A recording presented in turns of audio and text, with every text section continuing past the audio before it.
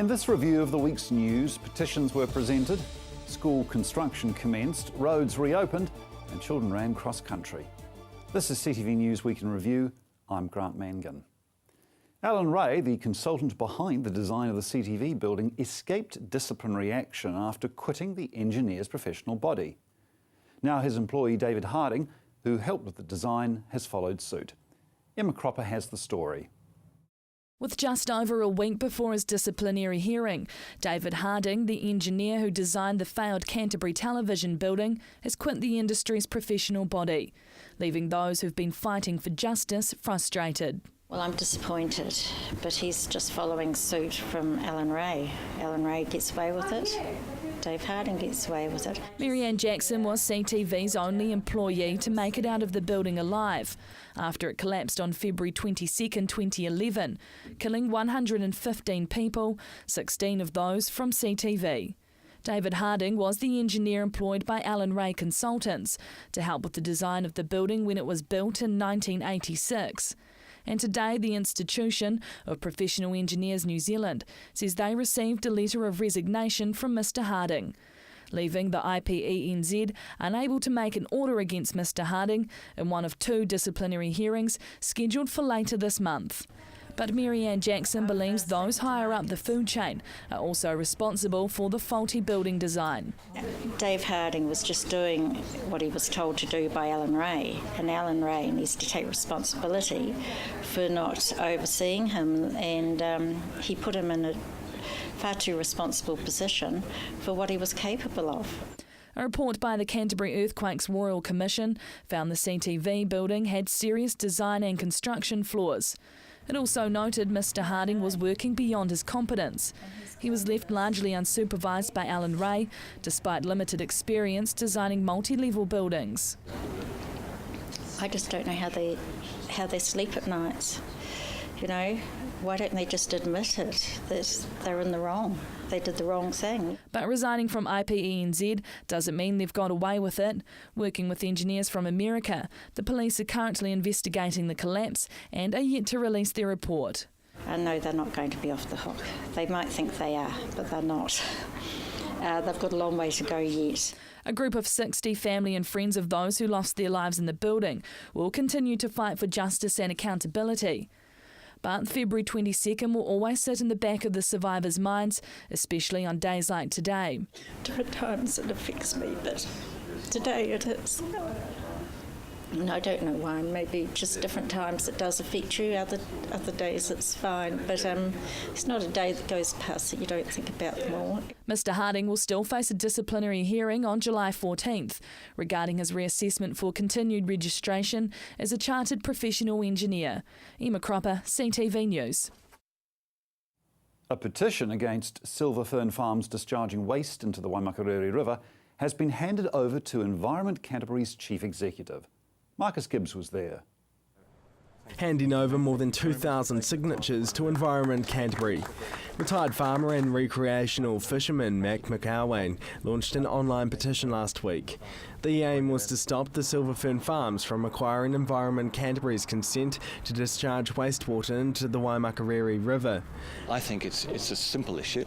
And it's as simple as this is morally and ethically the wrong thing to do, and I'll do everything I can to make sure that doesn't happen. I think it's great that Mac and his team have brought the petition in today, feed it into the process, and I think it reflects a lot of people's concerns about taking steps backwards with the Waimakariri River. A statement from Fern Farms Chief Executive Keith Cooper says the company would only do this during extreme circumstances, such as flooding when the Christchurch City Council's wastewater network is unavailable and there's no room to store the waste on site.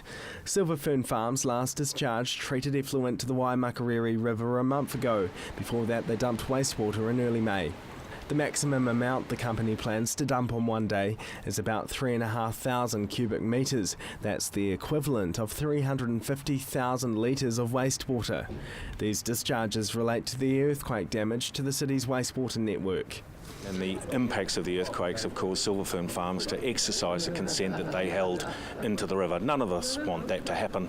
It's now a matter of working through how quickly can we fix it. This group represents the 2,000 who oppose the consent application.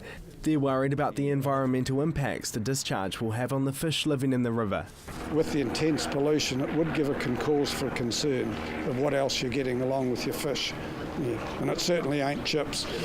Couldn't have picked a more important place to make discharges into. It's one of the most highly fished waters in the South Island. At 5 o'clock tonight, submissions on the resource consent application closed. In the next few months, the submissions will be received by commissioners before a decision is reached. Marcus Gibbs, CTV News. Despite controversy over a proposed Christian school in Ralston, construction has started. Digging into rural township ground, this is the foundations of a brand new primary school. The Christian Schools Trust application for a 300-pupil school was approved by the Ministry of Education after controversy over its consent. Trust Chief Executive Mark Ralston says construction began this week and he's excited for the building development to begin. We were out there yesterday turning the first turf for the building, so they're laying the foundations as we speak. The Christian Schools Trust aren't wasting time. Less than a month from receiving the Ministry of Education thumbs up, the work has already begun. The fast-growing town is only expected to get bigger. The Trust wants parents in Ralston and nearby suburbs to have the choice of a Christian education. Mark Ralston says the response from the community is positive, with many expressions of interest already registered. We've got about 70 or 80 expressions of interest right up to Year 6, and we'll be talking to them in the next couple of months. It hasn't been easy for the Trust. Trouble around getting resource and building consent started with mixed-view submissions to the Selwyn District Council. The main issues were around infrastructure, traffic and parking. After a hearing on the school's application, consent was granted. Yeah, really it was just the traffic issues, I think, and the fact that the school was proposed to be 600. They've decided out there 300 at this stage and then maybe come back later and apply for another 300 somewhere down the track. The Ralston Christian Primary School will house 150 pupils from years 1 to 6 in Stage 1. Stage 2 will see another 150 pupils in a second building as the roll increases. Expansion plans to 600 pupils is in the pipeline if there proves to be a need. The school will be state integrated. The Trust will own and pay for the buildings, and the Ministry of Education covers its operating costs and teachers' salaries. The deal with the government with integrated schools is that you can have up to 10% what they call non-preference enrolments, and those are families who may not attend a church but do want their kids to attend a Christian school. We're looking at 5 to 10% at Ralston. The school will be built on Springston-Ralston Road on a 2-hectare site. The new Ralston school plans to be opened for the beginning of Term 1 2015. We're very excited. It's been an 8-year process. We're getting into the last 6 months now and we're all on track to start Term 1 next year. The newly appointed principal is to be announced later this week. Joelle Bautista, CTV News. Labor announced changes they plan to make to Canterbury's health sector, including doubling the number of mental health nurses working in schools. Doubling the number of mental health workers in schools is Labor's solution to the ongoing impacts of the earthquakes for young people. In Canterbury, there are only 3 full-time mental health nurses for 80 schools. Labor's health spokesperson, Annette King, says there are increasing numbers of young people with mental health issues that providers are struggling to cope with the extra demand. There's been a 20% increase in mental health cases in Canterbury and around a 40% in reported cases for young people in this area. Labor also announced today their $12.5 million commitment to building health hubs in Rangiora and Akaroa. Prime Minister John Key turned the sod on Rangiora's new health precinct in North Canterbury at the end of May. The government plans to have the $7 million facility integrated with the hospital as a family health centre.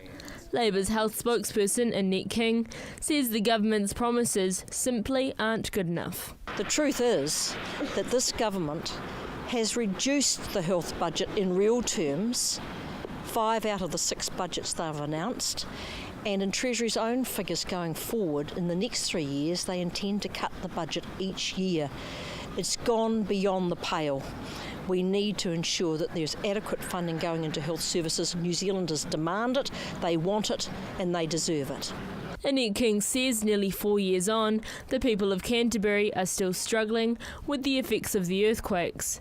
Another announcement made by Labour was to ensure after-hours general practice services are available. It's interesting, this part of it, because the government has announced that they are going to fund free GP visits, including after hours, for up to 13 years of age. But they haven't put any funding to do that in Rangiora. Annette King says it's about allowing Cantabrians to get on with their lives, having access to key services is a part of that. Joelle Batista, CTV News. Coming up, ski fields closed and the Summit Road opened.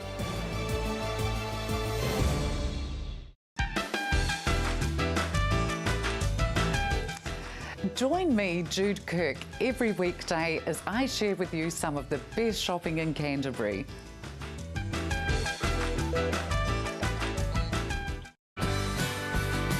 Are you looking for more from your local channel? CTV are online. Our latest listings, on-demand shows, program information, all on the CTV website. We'll see you there. Blackwells has a proud history presenting leading vehicle brands, extensive backup and service for a total one-stop driving experience. Holden, Mazda and HSV new and used vehicle sales, servicing, parts, paint and panel, Isuzu truck sales and service, all together in one convenient location. More selection, more value, more quality and more reasons to make Blackwells your number one choice. Visit Blackwells today, corner Waterloo Racecourse Road, Sockburn, or online at blackwells.co.nz. Missed a show or want to watch it again? CTV is fitting in with your lifestyle. Be in control with CTV On Demand. Check out our website and follow the links. ctv.co.nz. Welcome to Caltex Redwood. We're a family-owned business proudly supporting our local community. We're open 24/7 for fuel and shop goods, and we have an amazing team of people ready to help you.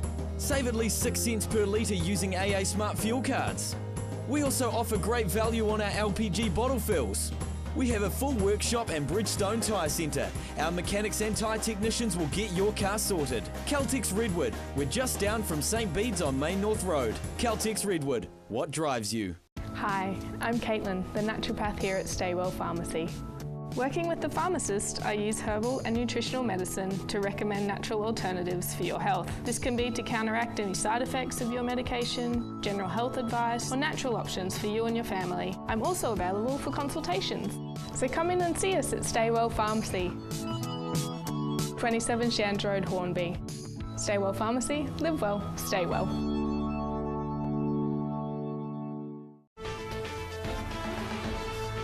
Meet the people behind the biggest political stories and scandals of recent times and discover a different perspective.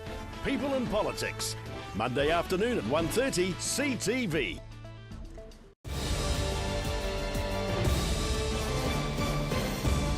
A section of the Summit Road reopened this week to Christchurch cyclists, walkers and runners. A favourite place for many, the Port Hills boasts beautiful city views and great recreational walks. A section of Summit Road between the Rapaki and Bridle Path tracks opened today, the first time since the earthquakes. City leaders were there on a tandem bicycle, excited for the gates to be open for cyclists, walkers and runners once more. The Canterbury Earthquake Recovery Authority Chief Executive Roger Sutton, a keen cyclist himself, is thrilled the Christchurch outdoors enthusiasts have more of the Port Hills to explore. The Christchurch people bike up on the Port Hills is always, a huge thing.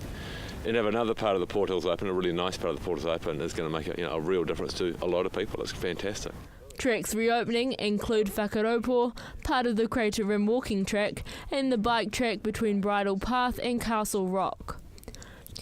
The Christchurch City Council's Chief Executive, Dr. Carleen Edwards, says she grew up exploring the hills and says getting out in the outdoors is part of Cantabrians' DNA. This is a fantastic opportunity for the community. We're really excited in the sense that it opens up more recreational amenities for our community, which they said that they mourned the loss of after the earthquake. So it opens it up to cyclists and pedestrians and runners and people who just want to bring their families up here and enjoy the great outdoors. The track has been closed since the earthquakes due to significant rockfall risk. Work has been done addressing geotechnical hazards, and where possible, the rocks have been moved to safer spots nearby. The park's operation manager, Ross Campbell, says Canterburyans have an affinity with the Port Hills. It's the backdrop of the city. Opening this part of the road, it enables people to do a loop. They can come up and go down a different way. It opens up another bigger variety of experience for walkers and cyclists. It's huge. Encouraging more to take advantage of Canterbury's natural beauty, Sierra's Chief Executive Roger Sutton says he often cycles on the hills and loves Summit's road's boundless opportunities for adventure. Roger Sutton says it's not just about rebuilding the infrastructure in Christchurch, it's about celebrating every good announcement. Yeah, we're going to get great new facilities in the city, but some of these facilities have always been on the Port Hills, I think are really important, and we need to continue to make sure we look after them and grow them so people can really enjoy part of Christchurch, which really, I think, defines the city. The road will not be open to cars in the near future due to severe roading repairs that need to be done. Joelle Bautista, CTV News. A wet winter is washing away Canterbury's snow, closing most of the region's ski fields. Rain, rain, go away. Canterbury ski field operators want wintry weather without the sight of rain. Canterbury ski resorts have been forced to close due to a lack of snow. They are hoping that will soon change. Porter's ski area, Round Hill, Mount Dobson, Ohau and Broken Hill are all closed for business. Mount Hutt is the only regional ski area with their gates open. James McKenzie, Mount Hutt's area manager, says the ski resort is relying on snowmakers to keep them open. The most recent snowfall at Mount Hutt was almost a month ago on the 6th of June. James McKenzie says the rain washed away most of the snow dumping. While ski field operators pray for colder weather, Met Service is forecasting a southerly front to hit Canterbury on Wednesday. Cold temperatures are expected on Wednesday, rain and snow down to 400 metres. A Met Service spokesperson is expecting scattered snow showers. The snow level will continue to drop as the week progresses. Good news for ski fields. Joelle Bautista, CTV News. In Redwood this last week, door handles went missing from 4 retail stores. It's not your average Nancy Drew case. A thievery in Redwood has seen door handles stolen from local stores' doors. CTV News went to the scene of the inconvenient crime. Michelle Taylor owns Presents Gift Shop, one of the stores targeted in last week's burglary. It's quite bizarre, really. It's like, to me, it's either someone really bored or maybe for scrap metal, because it didn't look like a break-in because all 4 of them have been done. The doorknobs aren't of great value. Brass is approximately $5 a kg and aluminium only $1 a kilogram. Michelle Taylor had to get in an extra pair of hands to repair the damages. To replace the handles cost the business owner $58, an inconvenient price to pay for another's boredom. A nasty trick or a local crime, Michelle Taylor was caught by great surprise.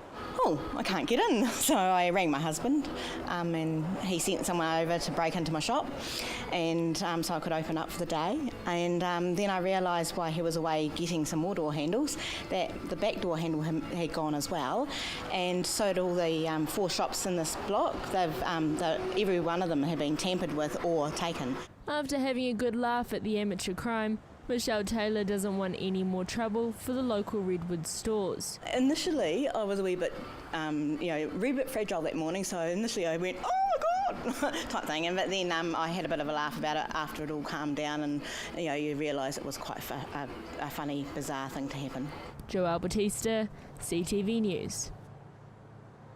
Still to come, children were cutting their hair and running cross-country this week.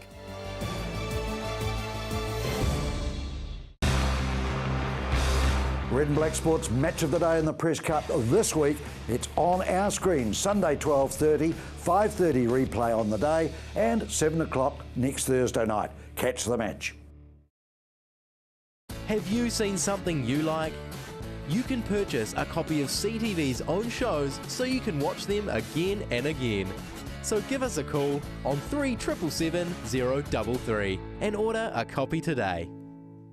Hi, I'm Steve and welcome to Carpet Kingdom. At Carpet Kingdom we stock a massive range of carpets and we're also the largest vinyl stockist in the South Island. And not only do we have an excellent range in store, but you can purchase our stock online.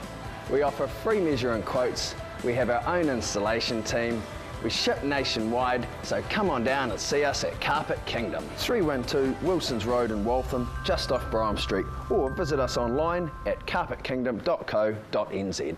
Action Removals, offering short or long-term storage facilities, full packing services, comprehensive rates, all fully insured and with 6 vehicle sizes to choose from. Earthquake repairs? Action Removals pack, move, store and return your valuable possessions stress-free. Action Removals, a family business that has been operating in Christchurch for over 10 years. Action Removals, your one-stop removal service on time, every time. 0800 222 526. Christchurch has its very own enchanted utopia, the Hitching Post. Pop in and see for yourself. A magical assortment of handmade creations, custom-made candles and artwork. Choose from our huge range of water features, garden art and imported giftware. Specialists in handcrafted metal artwork made in store. Nestled on 722 Marshlands Road, the Hitching Post, defining art our way. Spectacular rugby being played in the Press Cup 2014. Get your copy. DVDs available. Call right now, $29.95.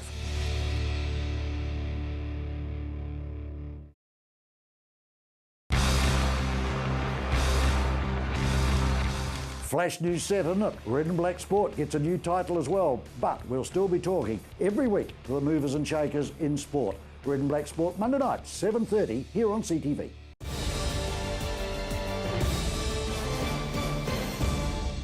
Nearly 200 local children took part in the Junior Cross Country Championships. Emma Cropper was at the finish line. By the dozens, they lined up ready to tackle tough terrain and chilly winter conditions. If it's very windy, it makes it a little bit harder, but otherwise cools you down when you're running. That didn't stop 160 students taking part in today's cross-country championships. Go! The Year 7 and 8 students were fighting for a top 10 placing, making them eligible for the Canterbury Primary School's cross-country representative team. But while Canterbury's weather plagued them with a chilly 9 degrees, those who were waiting to race did their best to keep warm.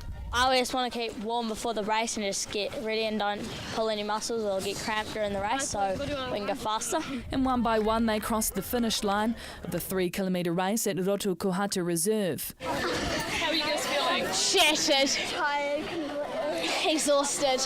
Some so exhausted they could no longer stand. But like all school events, Good boy, keep going.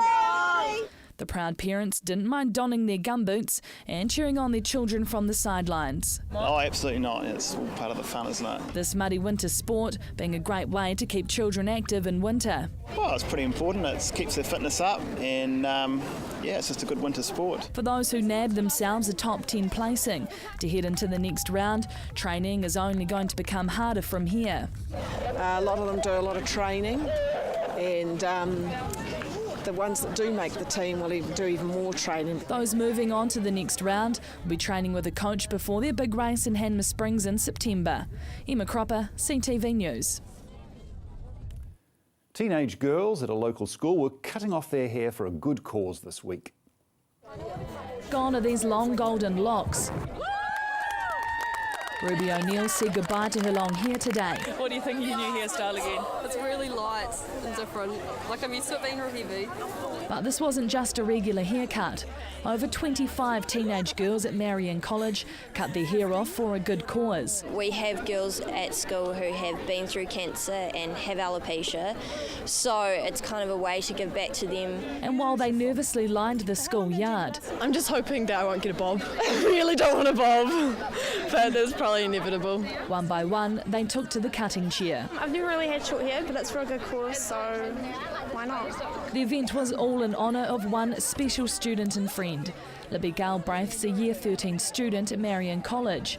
She was diagnosed with acute lymphoblastic leukemia 3 years ago. When Libby was diagnosed, it didn't just hit her, it hit the whole school. Like, we're a school of just over 400 girls, so it's good to see that when she's overcome her cancer, the school is still getting behind and supporting her. She had to give up rowing and needed treatment for 2.5 years before being given the all clear last June. It's an honour to have these girls get behind and help, not just me, but people like me.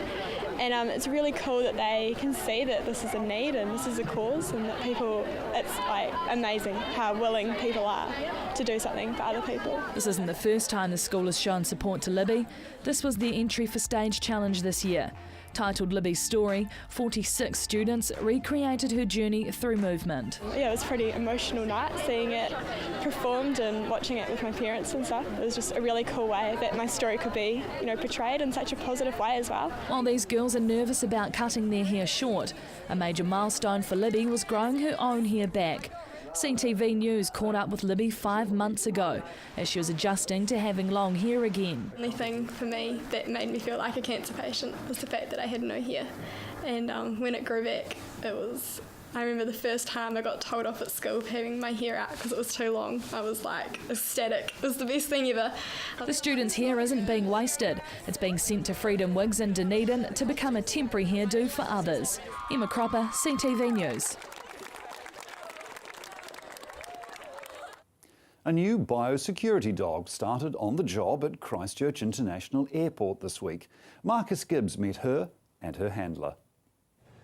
Meet 2-year-old Helga. This young Labrador pup is as close as it comes to becoming a super dog. Her new job is to sniff out exotic pests and diseases, posing a biosecurity risk to New Zealand. So how does the training work?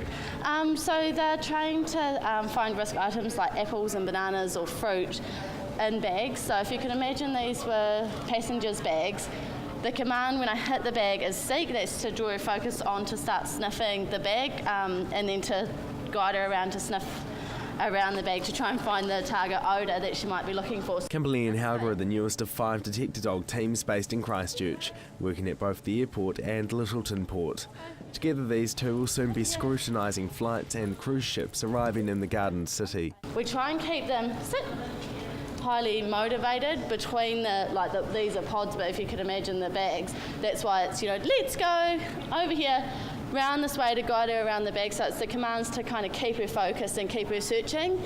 So that's why we move in the way that we do around the bags, to give them every opportunity to sniff. Dogs are good at picking up seeds and plants that can be hard to detect by X-ray. It's important they pick up fruit and vegetables like apples. Canterbury doesn't want fruit flies down here. What they can find is amazing. They can find a tiny seed in a huge suitcase, and that seed could be, the blackgrass seed that you don't want in the country. With more tourists arriving in Christchurch, these dogs are essential. They can screen people faster than an X-ray machine, and their visual presence works as a deterrent. Tourists are bringing through everything. Most tourists want to bring a little bit of home with them, and a lot of people are coming here to actually see relatives, so that they're bringing food and fruit and plant products that you might not be able to get in New Zealand. Helga has already sniffed out a bag of pork, and other dogs have recently made a large find. We found seeds that had actually been sown in the lining of the jacket, and these were seeds that weren't allowed in New Zealand, so it was a really good find for the dogs. Despite her intimidating presence when sniffing out trouble, Helga is a normal dog at heart. She is very much a puppy, and You know, we're working at the moment at building up like her stamina because it's exhausting for them to work all day. Like, she's got to be focused and on the job. So we're only working like 10 to 20 minutes and then a rest, and then 10, 20 minutes work or so and a rest, because it's a lot of thinking and working for her. Because of their unique day job, these dogs can't go home with their handlers at night. They're trained to actually sniff out food, fruit, meat. Now, most households, apart from maybe a student flat, doesn't actually, have food, fruit or meat. So if they go home, they'll constantly be sitting, constantly be trying to be rewarded because there's food and fruit everywhere. However, with beagles and other labs to play with, life is never dull for Helga. Hey. Marcus Gibbs, CTV News. Hey. Hey. That's CTV News Week in Review. I'm Grant Mangan. Have a great weekend.